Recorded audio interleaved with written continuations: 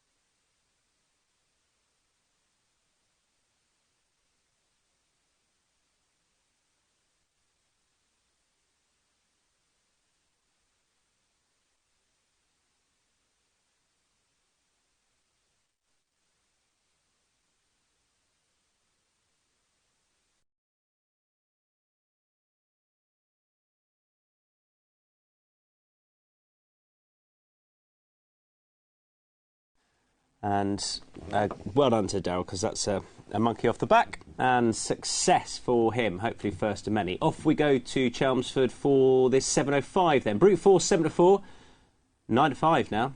Owen Little 3-1, Bayston Hill 5-1, 11-2 and bigger. All 7 going to post. Brute Force. Yeah, market's looking a little tighter now. Brute Force 15-8, 16-5 the price for Owen Little as Ray Dawson bids for a treble, and being backed is Bayston Hill a little bit. It would be a fairy tale finale, a farewell for Bayston Hill, who at the 20th attempt at Chelmsford looking for a 6th win, but never as far as this. All 5 wins prior over 10 furlongs, so this would be a real step up. He's run well over this distance around it, but his trainer confirming, Mark Usher confirming, that this will be it. No more Bayston Hill on the track. He's going off to a richly deserved retirement after this run. We shall see what we get today. He's also got an interesting stablemate in the form of Meister Zinger, who's now an 11-2 shot, who sprang a 33-1 surprise here last September on the first start for the yards. And the mark is looking quite appealing, for all that the stamina is still a little bit of an unknown. Brute Force is 15-8, who won at the 16th lifetime attempt 2 starts ago under Jack Mitchell. Bids to confirm the form with the fairy tale finale horse, Bayston Hill. And generally speaking, the course record here is good, it's strong. Last time on the turf at Nottingham was a rare turf run, didn't show the best. I wonder if people are latching on to the fact that the farewell could be a fairy tale, because Bayston Hill has been backed. Easing in grades here. And they didn't really go a bad clip for the Race of the Nature over the distance last week, so I think maybe it was too much of a test of stamina. I think this will run at hopefully a slightly weaker tempo, which might just suit Bayston Hill, who's obviously got the slight stamina questions. Could end up dictating this race, don't know. Same mark as when second to Brute Force here a few weeks back, but Brute Force is actually not that dissimilar to his handicap mark. So we'll see. Did want to mention Timestamp, because I'm just intrigued by this horse altogether. By No Nay Never, running over a mile 6. Big prices all 3 starts. 55 the opening handicap mark for a well-bred horse. Tongue tie goes on. For a horse with the pedigree, it's interesting to see the horse stepped up in distance on the handicap debut. We shall see. Brute Force 2-1. Owen Little 130. Bayston Hill on his final start is now a 7-2 shot. Meister Zinger is 9-2. Timestamp is an 11-1. And Wendell's Lass, who I do think could be a bit of a price, stepping up in trip 12-1. Was shorter than that, so has drifted a little bit. Right, for the staying race, we're not too far away. Meister Zinger to join up with his stablemate Bayston Hill. They're in adjacent draws. Meister Zinger into 5 and 6. The final start for Bayston Hill. Hopefully it's a good one. And John Blance to call them home. Thanks, Nick. Yeah, just waiting for Meister Zinger now. Meister Zinger to come forward. Cheers, Tom. They're ready, more or less. Stand by. Gates back, they're off and racing, and very slowly away was Wendell's Lass. Holly Doyle having to get the work to that one already in the early stages of the Ministry of Sound Disco 20th of August handicap. Over the mile and 6, and in the early stages, Timestamp it is that goes on in the white and black colours, the distinctive dragon's head motif there. Wendell's Lass, after the slow start, has now been, I wouldn't say rushed up, but just cajoled up into a prominent position by Holly Doyle. Then Meister Zinger in the orange cap, followed then by Bayston Hill, whose swan song it is tonight. They're then followed by Owen Little in the white sleeves. Towards the outer, Brute Force, big white face, blue cheek pieces, yellow and red colours, and right at the rear of the field is Go On Gal in the hands of Grace McEntee. So they're making the swing into the home straight, still with a long old way to go, and it's Timestamp that leads the white and black colours to Wendell's Lass racing in second, then Meister Zinger in third, followed then by Bayston Hill, the sheepskin cheek pieces, the blue and white colours, who's in fourth, then Owen Little for Ray Dawson, who's seeking a treble on the night. Then followed by Brute Force, and then still at the rear of the field is Go On Gal. It's a pretty well grouped up field. They aren't going an absolutely breakneck gallop here, and it's Timestamp who leads them by about a length to Wendell's Lass, who sits in second. Then Meister Zinger up the inside in third, the orange cap, followed then by Bayston Hill, who's racing in fourth. There's quite a bit of money for the old boy as well.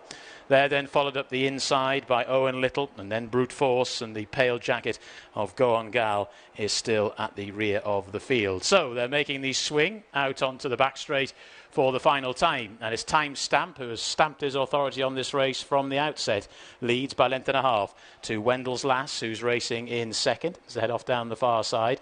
Then Meister's Zinger, followed then in fourth spot by Bayston Hill. Then Owen Little up the inner as they make their way inside the final 3/4 of a mile. Still towards the rear of the field, Brute Force and Go On Gal is right at the back. So no cards have really been played, and save for the early move of Wendell's Lass to take up a prominent position, there hasn't been a huge amount of a change in the order here as they come towards the halfway point on the back straight, heading towards the turn out of it very shortly. And it's Time Stamp that leads to Wendell's Lass in second. Meister Zinger, the orange cap's gone the shortest way, in third. Then Bayston Hill, looking for a sixth course success, races in fourth. Then Owen Little, followed by Brute Force, who's just tiptoeing into this, and Go On Gal's at the back of the field. Sprint now kicking in here. They've gone a pretty sedate gallop throughout, and now they're turning for home. And it's Wendell's Lass that just about goes on to Time Stamp. These two, Time Stamp, Wendell's Lass, followed then by Meister Zinger. Bayston Hill now is trying to post a challenge in fourth spot, but needs to find a little bit from there. So too does Brute Force. Owen Little at the back of the field. Go On Gal. They've swung for home. Furlong and a half left to go. Time Stamp has been prominent throughout and leads by length and a half to in second position Wendell's Lass. Now Meister Zinger, Bayston Hill trying to get going, but racing inside the final half furlong now. It's Time Stamp and Dara Keenan, who've been prominent throughout, have controlled the race and in the end gone on to win it very nicely indeed. Time Stamp to Wendell's Lass in second. Bayston Hill got the bronze medal in his swan song. Meister Zinger finished in fourth. Yeah, interesting race to watch back. Expertly judged from the rider. Well done, Dara Keenan, who's got a decent ride as well to come in our last race. Gradually winding it up, turned into that sprint for home, and it was Time Stamp who was on the front end and there to capitalise. A newly gelded son of No Nay Never has won with absolute daylight behind. Big prices all three starts prior. 55 the opening handicap mark, tongue tie on, and this son of No Nay Never stepping up to 1 mile and 6. Hadn't achieved much, but the lowly opening handicap mark, 55 up in trips, dictated 12-1 for George Scott under Dara Keenan. Wendell's Lass, who was slower early. Holly Doyle working her way through on another stepping up in trip. Wendell's Lass, there was money around for the filly last night, and well, on the pedigree, it was interesting to see that she was stepping up in trip, because there's stacks of stamina down the dam side related to some really strong staying horses. There'll be better tests of stamina than this, because they didn't look to go a great clip.